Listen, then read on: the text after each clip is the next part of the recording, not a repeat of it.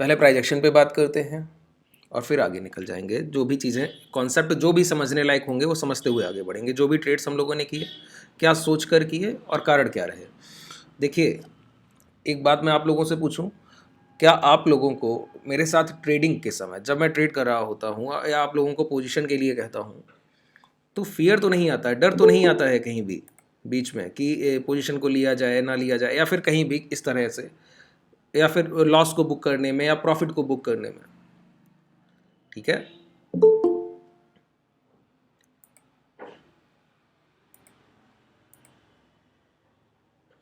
हाँ ठीक है। देखिए, फियरफुल नहीं रहना है। आपके आज कम या कल कम या उसके पहले ट्रेडिंग सेशंस में थोड़े बहुत जो भी लॉस बुक किए गए होंगे वो आने वाले 4 5 या 10 ट्रेडिंग सेशन के बाद आपके जहन में भी नहीं होंगे। और अगर एक दिन भी आपने एक बड़ा लॉस बुक कर लिया, अब अगला 20 ट्रेडिंग सेशन कम से कम आपके माइंड में सिर्फ वही लॉस आएगा लौट लौट कर। ठीक है, क्योंकि इंसान की फितरत ऐसी है कि घाव पर उंगली जाती है सर। ठीक है, इतना बड़ा शरीर है, उंगली कहाँ जाता है? घाव पर जाता है। तो लॉस अगर आपने एक बार भी बड़ा कर लिया है फिर प्रॉब्लम है। तो छोटे लॉसेस को काटते हुए जो ट्रेडर्स आगे बढ़ रहे हैं उनकी लर्निंग सबसे बेहतर है। मैं लॉस पे सबसे ज़्यादा बात करता हूँ। देखिए, कभी भी प्रॉफिटेबल सेशंस बहुत आते हैं। अगर आप एक साल लगातार ट्रेडिंग में हैं, लगातार कंटिन्यू, एक भी दिन मिस नहीं करते हैं, जब भी आपको अपॉर्चुनिटी मिल रहा है उसको कैच कर रहे हैं, तो इतना तो मैं दावे के साथ कह सकता हूँ 2 या 3 महीना ऐसा जरूर आएगा जब आप बहुत कंफर्ट फील करेंगे इस बाजार में। जब आपको लगेगा कि मैं जो भी ट्रेड कर रहा हूँ लगभग लगभग ठीक जा रही है और आपकी एक्यूरेसी 90%, उससे भी ऊपर हो सकती है। लेकिन 1 या 2 महीने ऐसे भी होंगे जहां पर आपको बहुत ज़्यादा संघर्ष करना पड़ेगा इस बाजार से, बहुत ऊंचे स्तर पे, बहुत हाई पॉइंट होगा वो आपकी ट्रेडिंग का। उस समय जो खुद को संभाल लेता है, वो खुद को कैसे संभाला जा सकता है? छोटे छोटे लॉसेस के साथ आगे बढ़ते जाइए। प्रॉफिट तो आएगा, वो तो आप जेन्युइन हो जाएगा एक समय के बाद, जैसे जैसे आप लोग चीज़ों को सीखते जा रहे हैं। जैसे जैसे टाइम के साथ चार्ट पर पकड़ मजबूत होगी और प्रॉफिट्स बढ़ते रहेंगे। प्रॉफिट जरूर बुक होंगे, लॉसेस को काटना सीखिए। ये पहली प्रायोरिटी है। सबसे पहले आप लोग कैपिटल को लेके आते हैं और कैपिटल को लाने के बाद आप लोग अपना ये समझते हैं कि पहले दिन से प्रॉफिटेबल हो लिया जाए। जब आप खुद से कोई ट्रेड कर रहे हैं तब ऐसी बात होती है। कभी भी खुद की ट्रेड्स में अगर आपने अपने लिए कुछ भी कैपिटल रखा है कि मैंने जो सीखा है उसके ऊपर मैं कुछ ट्रेडिंग जरूर करूंगा, ठीक है, तो पहला माइंडसेट ये होना चाहिए, मुझे प्रॉफिट नहीं बुक करना है, मुझे लॉस कट करने हैं। लॉस को प्लान करना है ट्रेड से पहले और कट करने हैं। मात्र इसी बात पे बैठे रहिए। जो ट्रेडर लॉस को प्लान कर रहा है प्रॉफिट खुद ब खुद आ जाता है और बहुत आसान है। देखिए, अब चलते हैं ट्रेडिंग पे। सबसे पहले जो हम लोग करते आते हैं, क्योंकि देखिए आज हो सकता था एक समय पर शाम को ट्रेड लेने के बाद कि मैं आपको एक कंफर्ट ट्रेड दिलाने की कोशिश में था। वो कंफर्ट ट्रेड एक समय पर रिस्की लगा, ठीक है, एक समय पर रिस्की लगा, लेकिन फिर भी ले जाना है। क्यों? ओवरनाइट जो प्रीमियम डिके है ना इस समय बाजार का, अगर आप अल्टीमेट ट्रेंड के साथ प्रीमियम को एनालाइज करेंगे, आप सभी लोग साथ में ट्रेड कर रहे हैं तो इस चीज को बहुत बेहतर समझेंगे। इंट्राडे मॉर्निंग ओपन प्राइस से पहले 5 मिनट में जो प्रीमियम डिके होते हैं, क्या कह रहा हूं, इंट्राडे मॉर्निंग पहले 5 मिनट में जो प्रीमियम डिके होता है ना, उसके बाद शाम को प्रीमियम डिके का एक थोड़ा बहुत होता है 2-2:30 बजे के आसपास, वो भी बहुत कम माइनर होते हैं। और ओवरनाइट प्रीमियम डिके जो पहले 3:15 और 3:30 तक एडजस्ट हो जाते थे अच्छे से, वो शाम को फिर ओवरनाइट मॉर्निंग में जो अभी प्रीमियम डिके होता है वो शाम को पहले हो जाया करते थे। अभी के बाजार में ऐसा नहीं है। ओवरनाइट प्रीमियम डिके का बेनिफिट सुबह मिलता है मॉर्निंग में। इसके लिए आपको बीटीएसटी में कोई ट्रेड ले जाना पड़ता है, तभी वो आपको प्रीमियम का बेनिफिट मिलेगा। अगर आपका ट्रेड ले जाने का ट्रेंड गलत है, जैसे जो भी आप जिधर आप ट्रेड लिए जा रहे हैं, मतलब लॉन्ग के लिए लिए जा रहे हैं, और बाजार अचानक से गैप डाउन कर दे, तब वहां पे परेशानी आएगी। अगर आप लॉन्ग करके जा रहे हैं और कॉस्ट पर भी ओपन करेगा तो भी आप प्रॉफिटेबल होंगे। बात समझ पा रहे हैं? अगर आप लॉन्ग कर रहे हैं और बाजार कॉस्ट पर भी ओपन कर रहा है तो भी आप प्रॉफिटेबल होंगे। ओवरनाइट प्रीमियम डिके, इस समय जो डिके हो रहे हैं प्रीमियम्स में वो ओवरनाइट हो रहे हैं, सारे प्रीमियम लगभग लगभग। अब ट्रेड्स की बात करते हैं। कल कुछ लोगों के पास 43,200 का पुट सेल था और कुछ लोगों के पास 43,500 के पुट सेल थे। जैसा जिसका रिस्क था वैसे प्रीमियम्स आप लोगों ने सेल किए थे। मॉर्निंग ओपन किया, प्राइस उसका 50, 52 इस तरह के आप लोगों ने प्रीमियम सेल किए थे, 52, 50 इस तरह के, 42, 43, 500 के प्रीमियम सेल थे। उसका सुबह 34 के आसपास लोग लगा है, मानता हूँ कि 38 to 37 इस तरह के प्रीमियम्स तक आप लोगों ने प्रॉफिट्स बुक कर लिए होंगे। ठीक है, पूरा लो पे तो कोई नहीं कर पाएगा सर, तो लगभग लगभग इतना आपने बुक किया। अर्ली मॉर्निंग आपको एक ट्रेड 15-16 पॉइंट देके गया है। अब सबसे पहली बात, हम लोग प्रॉफिटेबल बैठे। सबसे पहला कॉन्सेप्ट क्या है? प्रॉफिटेबल बैठे। अब समझिएगा प्राइस को। कल के सेशन में ऐसा नहीं था। कल हम लोग फर्स्ट ट्रेड में कहाँ थे? बीटीएसटी में। पहले 30 पॉइंट एसएल लेकर बैठे थे। उस स्टॉप लॉस को जैसे ही हम लोगों ने अपने लॉस को कवर किया और 5 पॉइंट लगभग रह गया लॉस, वहां पे बंद कर दिया। शाम को ये ट्रेड लेकर गए थे, उसके बाद उसके बीच में कोई ट्रेड नहीं किया। आज पहले से प्रॉफिटेबल थे। उस कंडीशन में समझिए, अब यहाँ पे बाजार को देखिएगा बहुत ध्यान से। कल के सेटअप में पूरी बात नहीं हो पाई थी, आपके ही बैच में नहीं हो पाई पूरी बात। देखिए मेरा बिलीव कहाँ था, जो कल मैंने आपको लॉन्ग कराया वो समझ लेते हैं पहले, फिर आपको आसानी हो जाएगी आगे का प्राइस समझने में। मेरा बिलीव था इन दो कैंडल्स पे। ये दो कैंडल देख रहे हैं लास्ट के, जो रिजेक्शन है नीचे से, रिजेक्शन पे बहुत ध्यान दिया कीजिए। क्या हो रहा है प्राइस में? प्राइस गिर कर आया, हाई बनाया, गैप डाउन किया था। यही तो वो टाइम था जहां पे हम लोगों ने प्रीवियस डे लो ब्रेक होने का भी वेट नहीं कर पाए थे। क्यों? प्रीमियम्स बहुत तेजी से हाई की तरफ जा रहे थे। उस कंडीशन में हम लोग निकले। नेक्स्ट ट्रेड में वो डे हाई ब्रेक हुआ, हम लोग ट्रेड लेके गए। फिर कंसोलिडेशन, ये हाई ब्रेक नहीं हो रहे थे। इस कैंडल का जो हाई है, इस रेड कैंडल का हाई, ये ब्रेक नहीं हो रहा था। और प्राइस ने यहाँ पे 3 डोजी कैंडल क्लोज किए। एक बार रिजेक्शन की कोशिश की, नीचे गिरावट की, प्राइस ऊपर क्लोज किया आकर। ठीक है, ध्यान से समझते जाइएगा। इन दो कैंडल्स को देखिए ध्यान से। पहली एक गिरावट की कोशिश हुई, प्राइस ने ऊपर क्लोज किया। नेक्स्ट फिर गिरावट की कोशिश की, प्रीवियस लो के ऊपर से प्राइस ने रिवर्स किया और प्रीवियस कैंडल के क्लोजिंग के ऊपर क्लोज किया।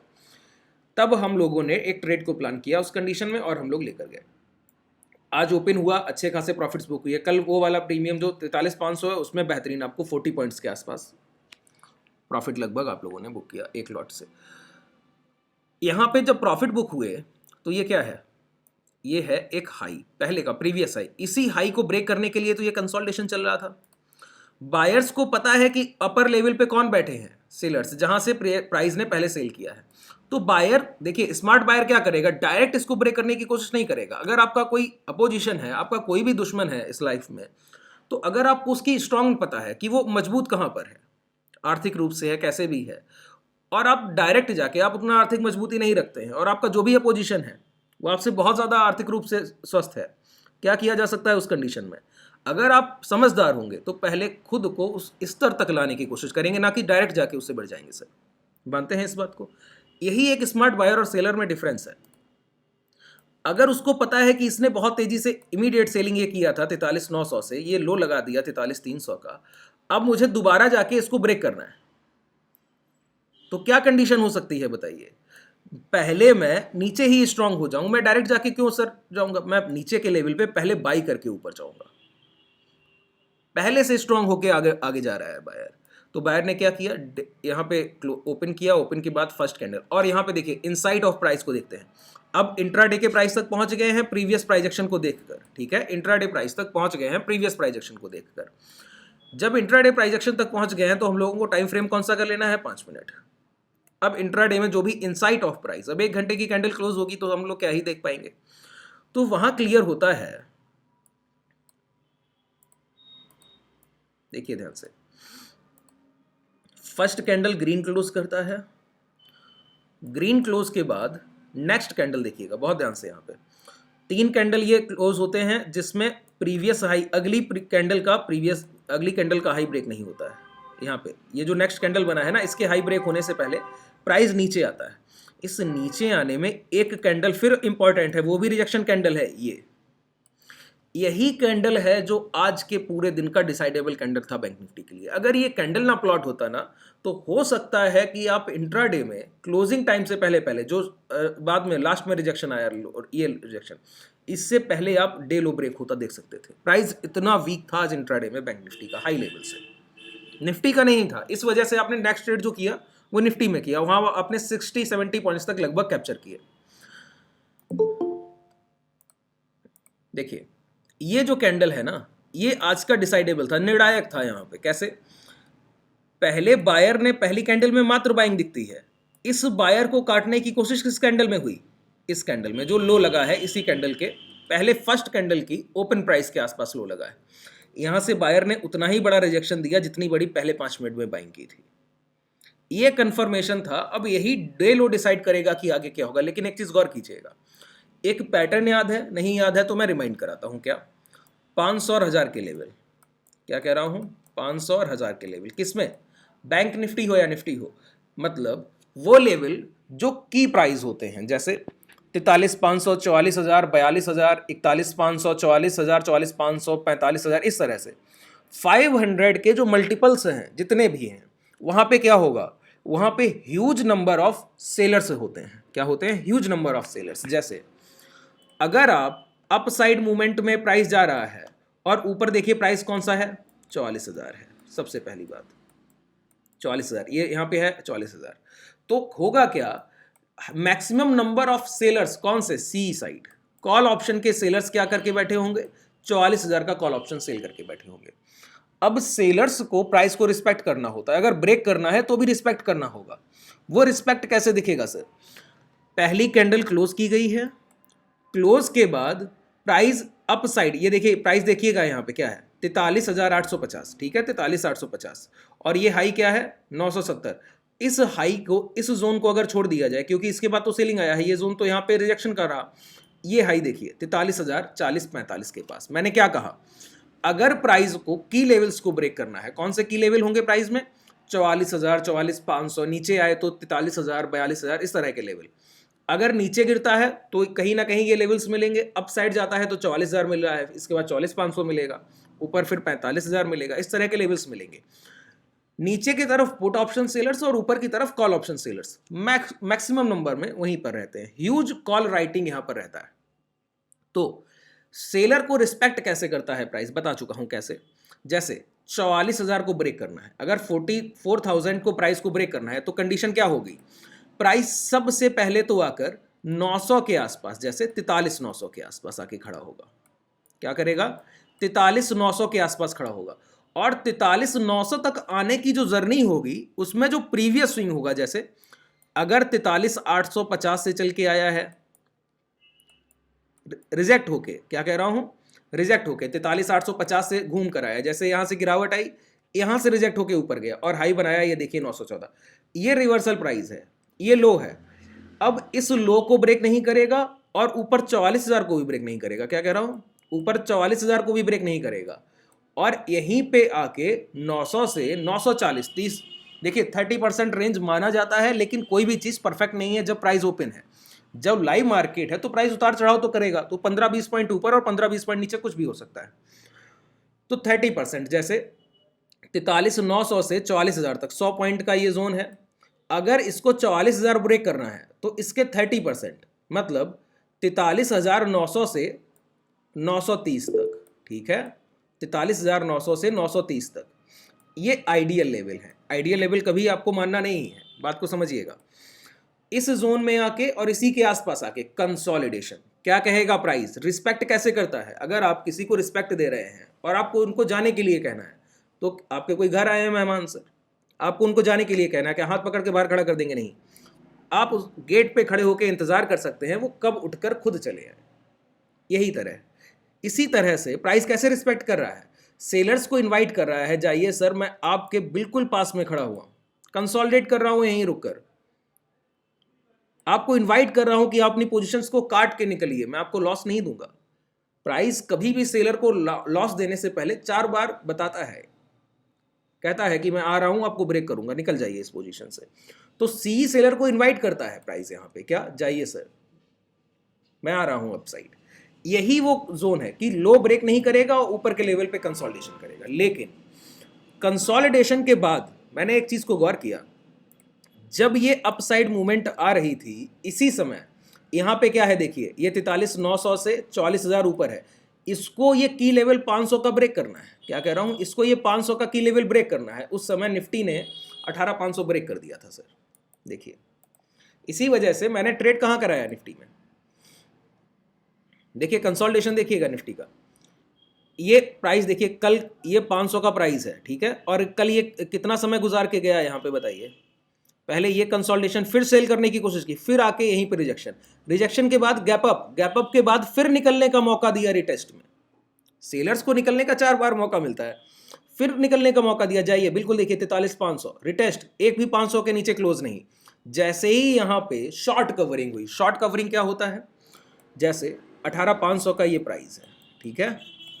अब 18,500 के प्राइस पे सेलर्स जरूर बैठे होंगे, एक्टिव सेलर जो सी सेल करके बैठे हैं। अब वो जो सेलर सी सेल करके बैठे हैं, अब प्राइस आके अचानक से 18,500 को ब्रेक करेगा, तो ये क्या करेंगे, सी सेल मतलब सी को शॉर्ट करना। सी सेल करने का मतलब क्या है, कॉल ऑप्शन शॉर्ट करना। ये क्या है, शॉर्ट करके बैठे हैं बाजार को। अगर शॉर्ट करके बैठे हैं और अचानक से बाजार ने गैप अप किया और फिर आपको निकलने का मौका दिया, तो आप क्या करेंगे, अपनी पोजीशन को बुक करेंगे। पहले कॉल को बुक करेंगे, तो जो आपने शॉर्ट किया था बाजार को उसको कवर करेंगे। कैसे, अब आप अपनी पोजीशन को 18,500 सेल किया हुआ था, अब आप 19,000 सेल करेंगे जाके 19,000।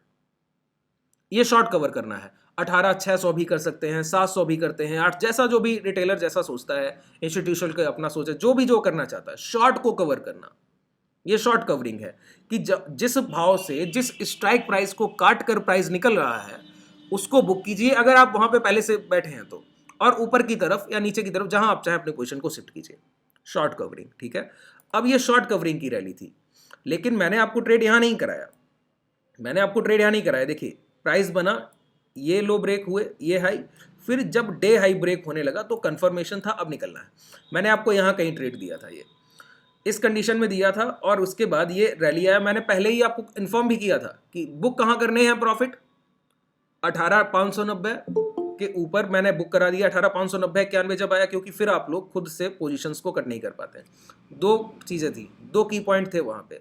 18,590 91 जब प्राइस था तो मैंने कहा बुक कर लीजिए, या फिर 18,575 का एसएल ट्रेल करके रखिए। अगर 18,575 रहा तो पूरा 18,600 से 620 का मेरा रेंज था कि वहाँ से ज़रूर रिजेक्शन आना है, कन्फर्म था कि वो रिजेक्शन आना है। तो देखिए इसका हाई क्या है, समझ लेते हैं। ये हाई लगा है 607 का, ठीक है। और जब यहाँ पे मैंने प्रॉफिट बुक कराया है इस जगह पे बिल्कुल हाई के पास, ये कैंडल जो रिजेक्शन में आया है, यहाँ पे प्राइस को देखिएगा, ये जो कैंडल है ये डोजी, ये 18,575 का क्लोजिंग दिख रहा होगा आपको। देखिए क्लोज 18,570, ये डोजी देखिएगा बगल वाला, ठीक है। ये शो कर रहा है यहाँ पे लो और क्लोज, ये लिखा है देखिए 7480। जैसे ही 75 के पास आया फिर रिवर्सल लेके हाई बनाया, फिर गिर के आया। तो ये 575 का ट्रेल एसएल है, और ये पहले से तय था कि यही कुछ होने वाला है।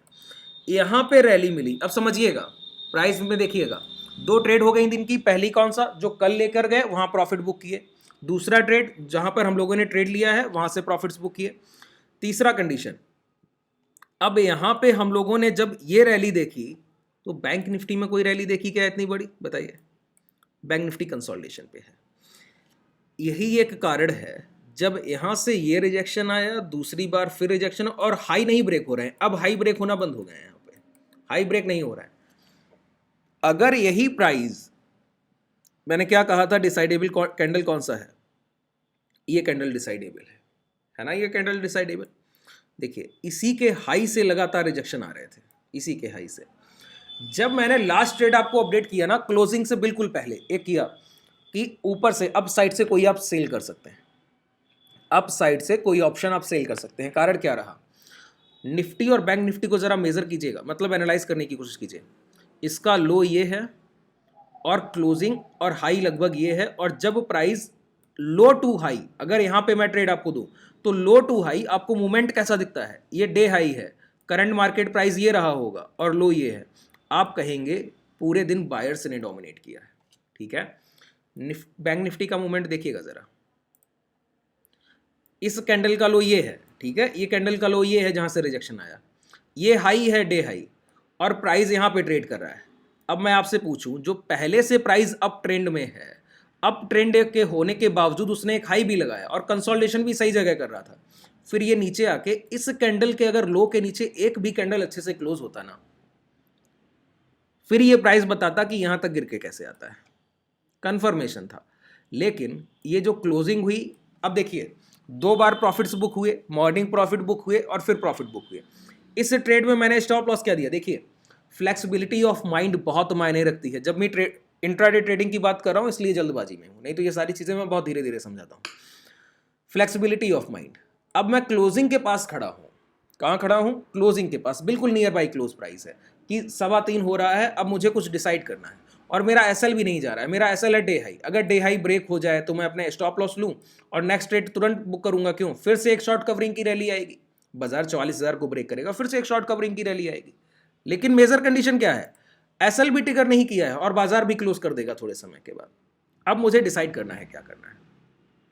उस समय पर मैंने क्या किया, जो पोजीशन मैंने आपको यहाँ बताया कि यहाँ कहीं आपको वो शॉर्ट करना है, उस पोजीशन को मैंने 5, 6, 7 पॉइंट में आपको बुक करा दिया। जाइए अपने जो भी 6-7 पॉइंट हैं लॉस लेके निकल जाइए।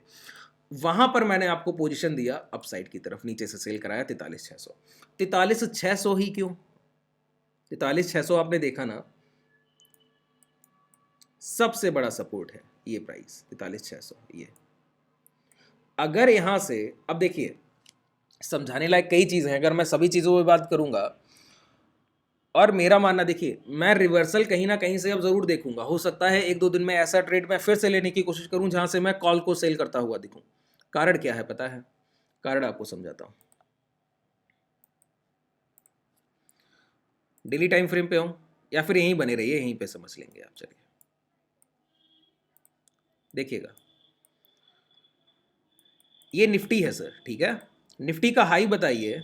निफ्टी का हाई है 18,886। मैं आपको एक कॉन्सेप्ट समझाऊंगा निफ्टी और बैंक निफ्टी क्यों। देखिए निफ्टी के जो कंपोनेंट्स हैं वो बैंक निफ्टी में भी है, HDFC, ICICI, SBI, ये क्या है, निफ्टी के भी पार्ट है, बैंक निफ्टी के भी पार्ट है। तो कहीं ना कहीं दोनों आप कह सकते हैं कि भाई भाई हैं सर एक जगह पे मिलके, है ना। तो इस वजह से इस कॉन्सेप्ट को समझना बहुत क्लियर कर लीजिए। एक बार माइंड में ये थ्योरी क्लियर हो गई, फिर आप समझेंगे कि किस समय किसको लॉन्ग करना है। मैंने अभी तक निफ्टी को लॉन्ग नहीं किया, आज ही किया। अभी तक मैं बैंक निफ्टी को लॉन्ग करता था, आज मैंने बैंक निफ्टी में शॉर्ट करने की कोशिश की है। ध्यान दीजिए इस बात को। इसका हाई बताइए क्या है, 18,886, ठीक है। 18,886 से गिरावट, यहां पे इसका पीसीआर 1.4 हो गया था जब इसने ये हाई लगाया। ये जो रिटेस्ट है था, देखिए प्राइस कोई भी ब्रेकआउट करे अगर मेजर लेवल का हो रहा है, ये 18,400 है, ये 18,400 इससे पहले हाई बना था। बड़े टाइम फ्रेम पे देखेंगे तो क्लियर कट दिखेगा। देखिए यहाँ पर ये देखिए, अब चार्ट बिल्कुल क्लियर है। ये हाई लगे हुए हैं, इन्हीं हाई को ब्रेक करके, ये ट्रैपिंग जोन था, इन हाई को ब्रेक करके प्राइस ने क्या किया है, मेजर लेवल पे अपसाइड, यहाँ पे, अब प्राइस को बड़ा करूं, यहाँ पे कंसोलिडेशन के बाद डे हाई ब्रेक किए, रिटेस्ट किया, निकल गया। अब रिटेस्ट के बाद देखिए, जो लोग यहाँ पे सोच रहे थे कि बाजार यहाँ पे आने के बाद शॉर्ट होगा, बहुत मूड में रहते हैं लोग बाजार को शॉर्ट करने के, तो जो लोग सोच रहे थे बाजार शॉर्ट होगा, बाजार शॉर्ट नहीं हुआ, 18,300 से चला गया 18,900 तक। अब जो लोग शॉर्ट सोच रहे थे, बाजार तो लॉन्ग हो गया है, तो उनसे क्या हुआ, एंट्रीज छूट गई। क्या हुआ, एंट्रीज छूट गई। जिन लोगों से एंट्री छूट गई है बाजार में, उनको बाजार एक चांस जरूर देता है एंट्री करने के लिए। वो समय होता है उस मेजर लेवल का रिटेस्ट, ठीक है। अब इसी लेवल का रिटेस्ट हुआ है, अगर क्या कह रहा हूं, इसी लेवल का रिटेस्ट हुआ है।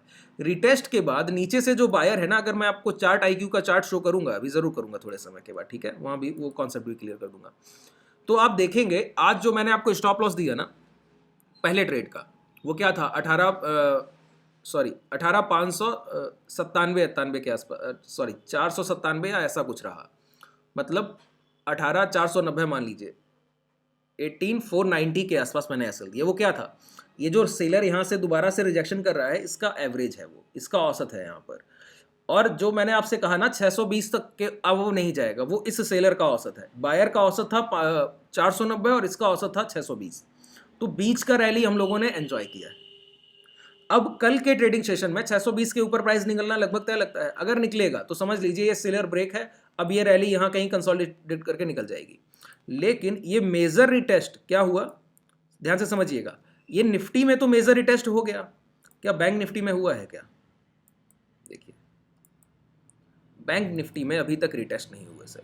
अब जब तक प्रीवियस स्विंग लो सेफ है तब तक प्राइस चलता जाएगा। प्रीवियस स्विंग लो समझ रहे हैं कि प्राइस चलता है, थोड़ा गिरता है, फिर निकल जाता है, ये लो लगा है, फिर थोड़ा सा गिरता है फिर निकल जाता है, ये लो लगा है, फिर थोड़ा सा गिरता है फिर निकल जाता है, प्रीवियस स्विंग लो, जब तक सेफ है, ट्रेंड कंटिन्यू है।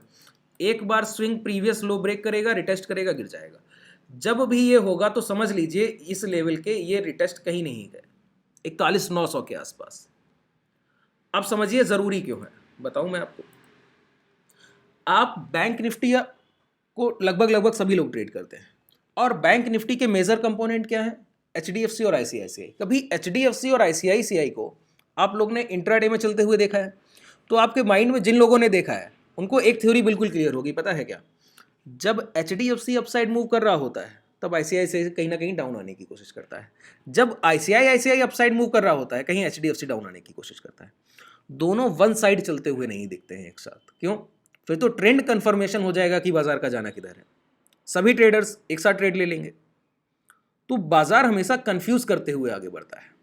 अगर निफ्टी और बैंक निफ्टी एक साथ बुलिश हों, जैसे इस ट्रेंड में हुए यहाँ पर ये रैली थी, जो यहाँ पर निफ्टी भी चल रहा था, बैंक निफ्टी भी चल रहा था, उस कंडीशन में क्या हुआ, अल्टीमेट प्रॉफिट्स बुक हुए। अब क्या है, आप समझिए, अगर दो घोड़े, आप समझिए कि दो घोड़े हों सर, एक ये है और एक ये है, अगर दोनों के पैर में, एक इसके पीछे के पैर में और इसके 4 लेग हैं सर, इसके भी हैं, अब इनके पीछे के पैर में दोनों के मैं एक रस्सी बांध दूं, दोनों को एक रस्सी से जोड़ देता हूं। क्यों ऐसा क्यों कह रहा हूं? निफ्टी और बैंक निफ्टी इसी तरह एक दूसरे से ज्वाइंट है। अगर ये घोड़ा दौड़ा यहां से सर, बहुत तेजी से निकला, अब ये रस्सी में खिंचाव जरूर आएगा, और ये नहीं दौड़ा, ये वहीं खड़ा रहा, तो क्या होगा, एक समय पर इसको थोड़ा पीछे आना होगा और इसको आगे जाना होगा, तभी तो ये इक्वल होगा, दोबारा से इनका बैलेंस होगा। अगर ये पहले दौड़ गया तो क्या होगा, फिर इसको कहीं आगे जाना होगा, या फिर ये रुक जाए और ये कवर करे, या फिर यही लौट के पीछे आए, ये यहाँ खड़ा रहे। ये सारी सिचुएशंस है। अब बाजार में क्या हो सकता है वो मैं आपको बताता हूँ। बैंक निफ्टी ने रिटेस्ट नहीं किया है, निफ्टी ने कर लिया है। अब बैंक निफ्टी धीरे धीरे कंसोलिडेशन के साथ नीचे आने की कोशिश करे, या फिर बैंक निफ्टी कंसोलिडेशन करे और निफ्टी अपने हाई के पास पहुंचे। ये दो थ्योरी है, या तो बैंक निफ्टी नीचे रिट्रेसमेंट के साथ है तो इक्वल होंगे प्राइस, या फिर निफ्टी अपसाइड मूवमेंट करे, तब तक बैंक निफ्टी क्या करे, कंसोलिडेशन। इसी वजह से आज इंट्राडे मूव निफ्टी में अच्छा था, बैंक निफ्टी में अच्छा नहीं था।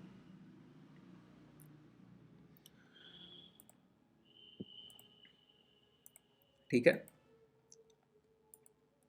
लगभग क्लियर हो गया होगा जो मैंने आपको बताया है, या फिर और अच्छे से बताऊं, एक बार क्लियर कर दीजिए। सिंपल सी थ्योरी है, ज़्यादा समय नहीं ले रहा हूं मैं। मेक ऑन करके बता सकते हैं सर, फिर मैं आगे कंटिन्यू करूं।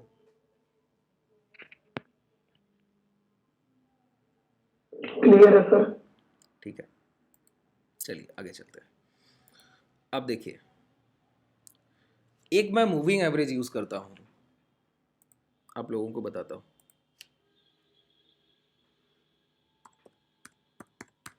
पता भी होगा कई लोगों को, 8 एक्सपोनेंशियल का हाई। क्या कह रहा हूं, यहां पे 8 फिल कीजिए, सोर्स हाई कर लीजिए और SMA को ये में कर दीजिए, बस इतना ही करना है।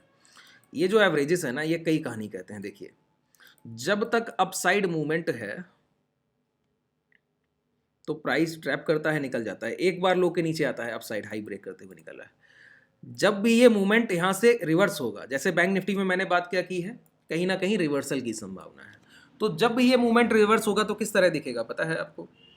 प्राइस जैसे एक बार नीचे आया, प्रीवियस हाई को ब्रेक करके फिर निकल गया, एक कैंडल नीचे बनाया, प्रीवियस हाई को ब्रेक करके निकल गया, प्रीवियस हाई को ब्रेक करते हुए आगे बढ़ रहा है। एक कैंडल नीचे बनाने के बाद इसके लो ब्रेक नहीं करता, ये चीज में गौर कीजिएगा, इनके लो ब्रेक नहीं करता है। यहाँ पे ये जो लो बने हुए हैं कैंडल्स के नीचे, ये लो रहे, ये ब्रेक नहीं करता है। ये जो लो ब्रेक अभी नहीं हो रहे हैं, रिवर्सल में यही लो ब्रेक होंगे। यहां पे देखिए जरा, प्राइस यहां भी पहले यही करते हुए आगे बढ़ रहा था। देखिए प्राइस क्या कर रहा है, नीचे आता है, फिर लो नहीं ब्रेक करता, हाई जाता है, रिटेस्ट करता है, हाई ब्रेक करता है, फिर नीचे आता है, एक जो पहला लो बनाता है, फिर ये लो नहीं ब्रेक होंगे। देखिए फिर प्राइस हाई ब्रेक कर दिया। अब एक बार प्राइस ने क्या किया, ये देखिए, इसके नीचे ये लो बनाया है, लौट के गया, जब ये लो ब्रेक हुए, अब देखिए शार्प ट्रेंड है।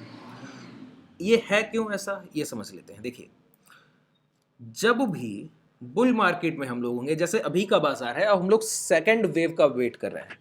एक वेव एंड हो चुकी कोविड के बाद, 5 वेव टोटल होंगी। ये जो रैली होगी, ये जो बुल रन होगा, ये 5 वेव, टोटल 5 वेव होगी। पहला वेव हम लोग एंजॉय कर चुके हैं कोविड के बाद, और ये 2021 लास्ट तक हम लोगों ने इस वेव को आते हुए देखा।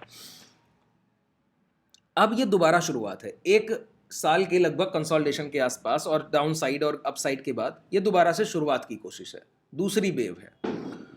तो जब भी, ये तो क्लियर है कि हम लोग बुल मार्केट में हैं, तो बुल मार्केट में जब भी करेक्शन आएगा ना, वो एक खरीदारी का मौका होता है, लेकिन वो इतना सीवियर होता है, इतना फास्ट और फ्यूरियस, बहुत डरावना, आपको लगेगा कहीं पूरा बाजार ही ना क्रैश कर जाए।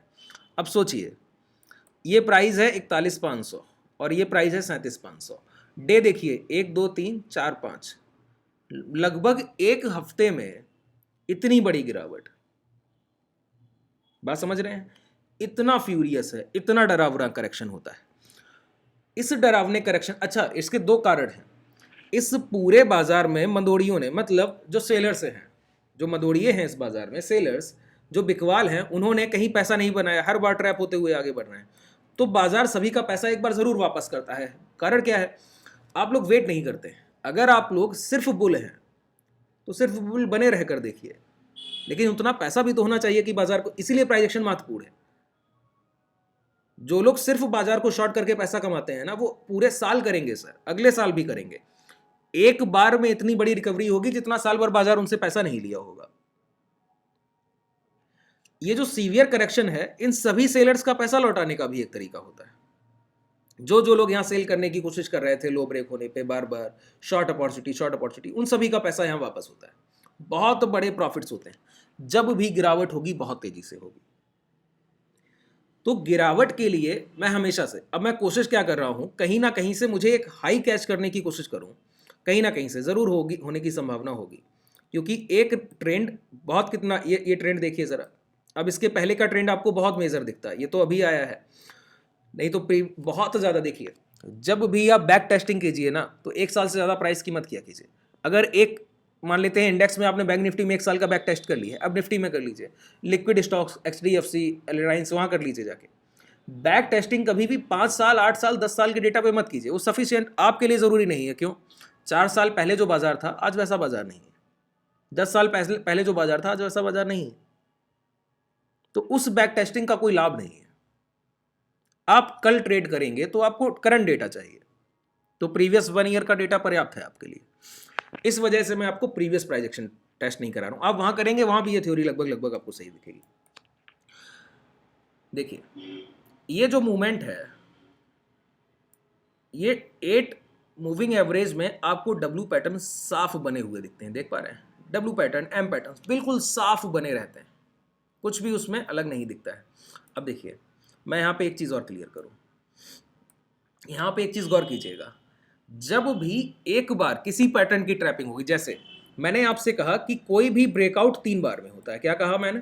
3 टाइम्स में। 1 बार करेगा, 2 बार, तीसरी बार में संभावना होती है कि हो जाए।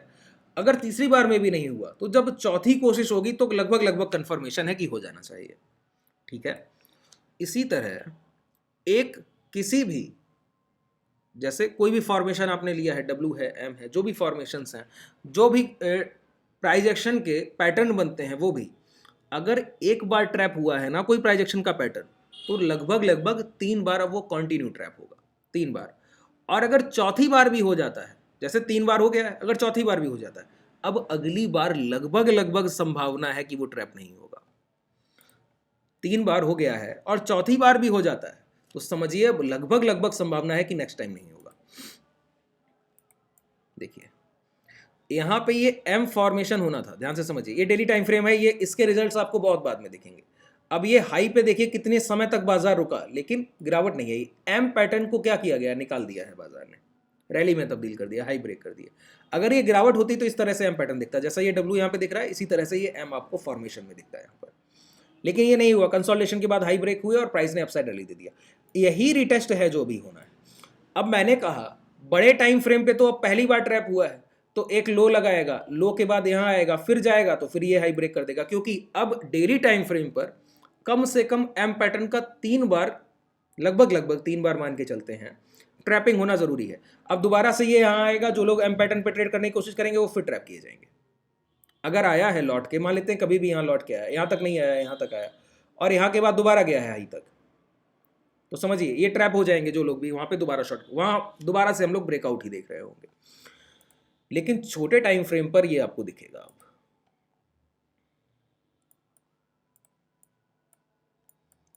आज भी मैं आपकी क्लास थोड़ी छोटी ही रखूंगा सर, ठीक है? कल से मैं लगभग समय देने लगूंगा आप लोगों को। यहाँ पे देखिएगा मैंने क्या कहा, एक बार प्राइस नीचे आता है अपसाइड हाई ब्रेक कर देता है, नीचे आता है अपसाइड हाई ब्रेक कर, नीचे आता है अपसाइड हाई ब्रेक कर देता है। यहाँ पे देखिए प्राइस क्या कर रहा है, लो लगाया है, हाई लगाया है, फिर लो लगाया, हाई लगाया है, पहला ट्रैप। लो लगाया है, ये देखिए इस हाई को ब्रेक कर दिया है, दूसरा ट्रैप। तीसरी बार आया है, ये तीसरा ट्रैप। अब चौथी बार आज कोशिश कर रहा था प्राइस, देखिए चौथी बार आज कोशिश कर रहा था प्राइस। ये सारी चीज़ें मेरे माइंड में बहुत ज़्यादा रहती हैं। जब भी मैं प्राइस को एनालाइज करता हूँ सिर्फ एक कारण से कोई ट्रेड नहीं लेता हूँ सर, मेरे पास 3-4 बहुत पर्याप्त कारण रहते हैं किसी भी ट्रेड में एंटर करने के। अभी मैं आपको चार्टिंग का चार्ट शेयर करूंगा, बताऊंगा निफ्टी में स्टॉप लॉस और टारगेट बहुत आसान होता है बायर और सेलर को कैच करना, कई बार बता चुका हूँ। और सिर्फ मैं बहुत सिंपल चीज़ों पे ट्रेड करता हूँ। देखिए मैं कोई सुपर ह्यूमन तो हूँ नहीं, अगर एसएल लगेगा तो सर लगेगा, स्टॉप लॉस को काटना आना चाहिए, पहली चीज़। दूसरी बात, अगर आपको टारगेट मिल रहे हैं तो वो आपके एसएल से बड़े होने चाहिए, दूसरी चीज़ है। और कभी कभी सेक्रीफाइस भी किया जाएगा कि जब आपको लगे कि हाँ ट्रेंड रिवर्सल हो सकता है, तो जितना पैसा लिया है कम मिल रहा है, सबूरी है, पता है यहाँ से रिवर्स हो जाएगा। जैसे 591 पे जब प्राइस होगा तो कई लोगों ने मैसेज किया ट्रेल करके कितना कर लूँ, 560 कर लूँ, 40 कर लूँ, 550 कर लूँ, 70 कर लूँ। मैंने कहा इससे बेहतर होगा यहाँ पे प्रॉफिट बुक करना, जिन लोगों ने भी पर्सनल मैसेजेस किए, क्योंकि आपने 60 पॉइंट का तो मूव लिया है, आप उसमें 40 पॉइंट एसएल ट्रेल कर लें तो आपको मिलना क्या है, फिर प्रॉफिट तो लेके जाइए सर। अब समझिए ये 3 ट्रैपिंग हो चुकी हैं और ये चौथी कैंडल जो ये क्लोज हुई है ना, यहाँ पर ये कैंडल ये जो क्लोज हुई, इसी वजह से मैंने वो आपका ट्रेड कट कराया है जो मैंने शॉर्ट करा रखा था। इसी कैंडल की मात्र यही एक कैंडल कारण रहा जिस वजह से मैंने वो ट्रेड कट कराया, लेकिन अभी भी ये सही होने की संभावना थी। इसी वजह से मैंने कहा था ये ट्रेड रिस्की हो सकता है और कोई कारण नहीं है, क्योंकि प्राइस एक बार आएगा लौट के हाई को रिटेस्ट करके ही गिरेगा ना। अगर ये क्लोजिंग का टाइम नहीं होता तो मैं जो ट्रेड मैंने यहां पे एंटर किया है ना, जाते समय पुट ऑप्शन को सेल किया, मतलब बाजार को लॉन्ग किया, वो मैं हाई के पास करता, हाई के ब्रेक होने पे करता। मुझे जल्दबाजी में डिसीजन लेना पड़ा क्योंकि बाजार के बंद होने का समय है, लेकिन वहां भी एक चीज कंफर्मेशन थी। छोटे टाइम फ्रेम पे देखेंगे ना तो ये हाई एक कैंडल में ही ब्रेक हो गए थे। ये जो प्रीवियस ये हाई नहीं ब्रेक हो रहे थे ना, ये फिर ये लो, एक के बाद एक लो लगता जा रहा था। इस कैंडल में ये तीनों हाई एक साथ ब्रेक हो गए थे, फिर यही रिटेस्ट हो रहा था। तभी मैंने जब ये इस डोसी के हाई ब्रेक होने लगे तो मैंने आपको ये ट्रेड एग्जीक्यूट कराया था, ठीक है?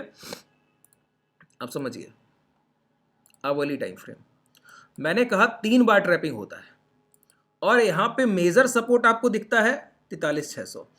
अगर कल के दिन भी प्राइस एक नया हाई बनाता है 44,500 के आसपास, देखिए प्राइस एक्शन को इंट्राडे में देखेंगे फिर ही कोई डिसीजन लेंगे। मैं कितना भी बियरिश रहूं, मुझे इंट्राडे का प्राइस एक्शन सबसे ज्यादा महत्वपूर्ण है, वो कैसे बिलीव करूं, ठीक है? अब ये कैंडल का जो क्लोज हुआ ये रिजेक्शन कैंडल बन रहा था, इसकी क्लोजिंग यहां कहीं हो रही थी, अपर पूरा विक था और इस 8 एक्सपोनेंशियल मूविंग एवरेज के नीचे क्लोज कर रहा था सर। ये सबसे महत्वपूर्ण बात थी इस एवरेज की। अगर ये क्लोजिंग हो जाती तो एक कैंडल इसका लो नेक्स्ट कैंडल में ब्रेक हुआ था रेड में, और अगर इसके नीचे ये क्लोजिंग हो जाता तो आप इंट्राडे में जो मैं आपको 5 मिनट का डिसाइडेबल कैंडल दिखा रहा था उसके हाई के अंदर भी क्लोज हो जाता प्राइस, फिर कंफर्मेशन हो जाता, कल आपको गैप डाउन देखने को मिल जाता। लेकिन नहीं मिलना होता, कुछ भी होता, इस वजह से क्या हुआ, प्राइस ने इस कैंडल को नीचे क्लोज नहीं किया तो हम लोगों ने अपनी ट्रेड को निकाला। हम लोग ट्रेंड के साथ चलने वाले ट्रेडर हैं। देखिए सेलर्स बाजार में कई तरह के हैं, जैसे हम लोग सेलिंग करते हैं, ये सेलिंग का कॉन्सेप्ट आपको लगभग मुझे जहां तक मैंने देखा कहीं भी आपको देखने को नहीं मिलेगा। कैसा? एक बायर की तरह सेलिंग करना। आपको सेलर्स कैसे मिलेंगे? जो रिस्क रिवॉर्ड पर काम करेंगे, जो एक स्ट्रेटजी पे काम कर रहे होंगे, कोई एक कॉन्सेप्ट ले लेंगे और वही बना के बैठेंगे, प्राइजेक्शन से बहुत दूर रहेंगे। अब बताइए अगर आप सिर्फ स्प्रेड बना रहे हैं और प्राइस एक्शन से दूर है। आप सीख क्या रहे हैं? कुछ भी नहीं। यही तो प्राइस एक्शन है जो आपको एक दिन बायर बनाएगा, और उस दिन आप इस बाजार में इतना डोमिनेट करेंगे, सबसे ज्यादा पैसा कमा के जाएंगे। उस दिन भूलिएगा नहीं सर मुझको, है ना? आप ही लोग हमारी जमा पूंजी हैं सर। बहुत मेहनत करता हूं आप लोगों के लिए, सभी के लिए करता हूं, जितने लोग हैं सभी के लिए लगभग करता हूं सर। तो देखिए ये हाई लगा है, अगर कल एक नया हाई बनता है तो लगभग ये 4 बार के आसपास, 3 से 4 बार के आसपास इस पैटर्न की आवरली टाइम फ्रेम पे ट्रैपिंग हो जाएगी। ठीक है, जब भी, अब देखना क्या है, ये 8 एमए का मूविंग एवरेज तो साथ ही चलेगा प्राइस के। ठीक है, और जैसे ही जैसे अपसाइड निकलता है 44,500 पहुंचे या 45, जहां से भी पहुंच के एक बार आवली टाइम फ्रेम पे 8 एमए हाई के नीचे एक लो बनाए। ठीक है, फिर प्राइस लौट के जाए और प्रीवियस हाई, जैसे आज का हाई ये लगा है, और लौट के ये लो ब्रेक कर दे। अगर कल के दिन प्राइस क्या करे, जैसे गैप अप हो या कंसोलिडेशन हो या फिर कॉस्ट के आसपास ओपन हो, और ये हाई ब्रेक करने से पहले ये लो ब्रेक कर दे, हम लोग बिना सोचे समझे रिटेस्ट पे इसको शॉर्ट करके निकल जाएंगे। ठीक है, यही यही पैटर्न आगे कभी ऐसा हो, अभी अभी मान लेते हैं ये लो ब्रेक नहीं होते हैं, प्राइस और अपसाइड मूवमेंट करता है। अपसाइड मूवमेंट के बाद ये एवरेज भी तो साथ ही चलेगा, एवरेज के नीचे दोबारा कभी ना कभी फिर एक लो बनेगा, जैसे यहां पे बना, ये लो ब्रेक नहीं हुए, प्राइस जाते दिखा क्लोजिंग अपसाइड है, फिर गैप डाउन किया, फिर क्लोजिंग अपसाइड है। ये बहुत महत्वपूर्ण था कैंडल। अगर ये लो ब्रेक हो जाते, प्राइस पता नहीं कितना नीचे तक आता, हो सकता है यही रिटेस्ट का टाइम हो जाता। लेकिन प्राइस ने क्या, बायर्स ने क्या किया, डोमिनेट अप साइड पे बाइंग की, रिजेक्शन दिया, फिर हाई ब्रेक किए। बायर्स बहुत ज़्यादा बाइंग की कोशिश कर रहे हैं। ठीक है, अब अगर दोबारा से ये देखिए पैटर्न कैसा होगा, ये साथ में चल रहा होगा एवरेज। ठीक है, इधर कैंडल ये प्लॉट होती जा रही होंगी अपसाइड मोमेंटम के साथ, एक समय क्या होगा, कई कैंडल्स एक जगह प्लॉट होंगी इस तरह से, और ये मोमेंटम चल रहा होगा साथ में, प्राइस नीचे आएगा थोड़ा सा, फिर ऊपर जाएगा, इसको ब्रेक करेगा, एक बार लो को ब्रेक करेगा, लो को ब्रेक करने के बाद दोबारा से ऊपर जाएगा। ये जो हाई लगा है, इस हाई को ब्रेक करने से पहले कंसोलिडेशन या रिटेस्ट इसके ऊपर निकले भी, लेकिन क्लोजिंग इसके नीचे ही कर दे और लौट के ये लो ब्रेक कर दे, यही आपके लिए रिवर्सल होगा। ये जो रिवर्सल कैच करेगा ट्रेडर, वो टॉप पर रिवर्सल कैच करेगा, आपसे बेहतर ये रिवर्सल कोई कैच नहीं कर पाएगा जब भी आएगा। अब ये बात तो तय है कि बैंक निफ्टी लगभग लगभग अब लगता है कि थका हुआ प्राइस है, थोड़ा टायर्ड है, और निफ्टी फ्रेश मूव के लिए राजी है। तो अब प्राइस क्या करेंगे, दोनों घोड़े क्या करेंगे, आपस में अपनी रस्सी में सामंजस्य लाने की कोशिश करेंगे। एक आगे जाएगा चलकर, एक थोड़ा बहुत नीचे आए या फिर वहीं पे रुका रहे, एक दूसरे का साथ तो देना है सर।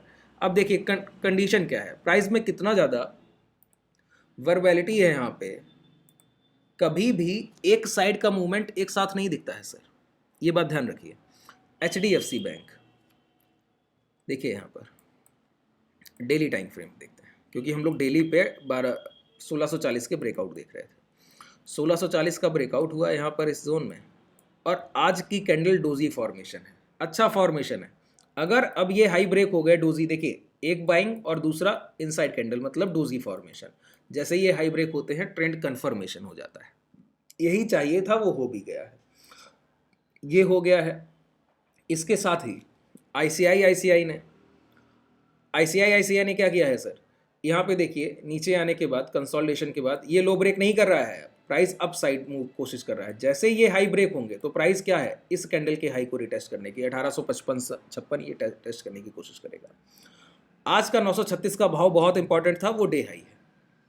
ठीक है, अब यहाँ पे क्या दिखता है कि ये ब्रेकआउट के पास खड़े हैं, और बैंक निफ्टी कहीं ना कहीं से रिवर्सल कर सकता है, तो रिवर्सल बहुत स्ट्रांग होने की संभावना नहीं होगी। क्यों, मेजर कंपोनेंट ब्रेकआउट के पास है, कंसोलिडेशन हो सकता है, ये ब्रेकडाउन के बाद बहुत बड़ी गिरावट की संभावना कम दिखती है। अगर यही HDFC बैंक 1600 के आसपास होता और बैंक निफ्टी यहां कहीं होता जहां है, फिर ब्रेकडाउन होता, तो आप देखते बहुत बड़ी गिरावट होती। ठीक है, तो जब भी शॉर्ट करने का मूव मिलेगा तो हम लोग बहुत अच्छे से प्राइस को एनालाइज करके फिर कोई डिसीजन लेंगे। जब भी लेंगे तो मैं तो करूंगा ट्रेड, आपको भी कराऊंगा सर, तो आप लोग समझ लेंगे कि किस समय मैं क्या करने की कोशिश कर रहा हूं। अच्छा, एक और आप लोगों ने ट्रेड किया होगा,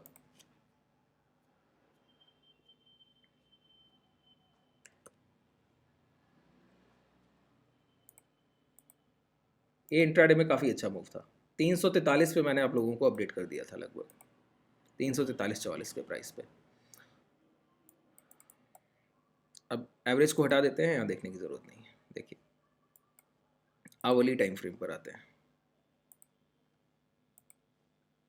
इंट्राडे में आगे क्लासेस में मैं फिर से किसी दिन आप लोगों को बताऊंगा कि इंट्राडे में आप जब भी मूव कैच करें तो 7-8%, 9% ऐसे मूव कैसे कैच किए जा सकते हैं। बहुत आसान होता है, लेकिन हाँ अगर आप इंट्राडे में 6-7-8% प्रॉफिट बुक करने का सोच रहे हैं, आपके एसएल भी 2 या 3% के जाने की संभावना रहती है। फिर तो रिस्क बड़ा होगा तभी रिवॉर्ड बड़ा होगा।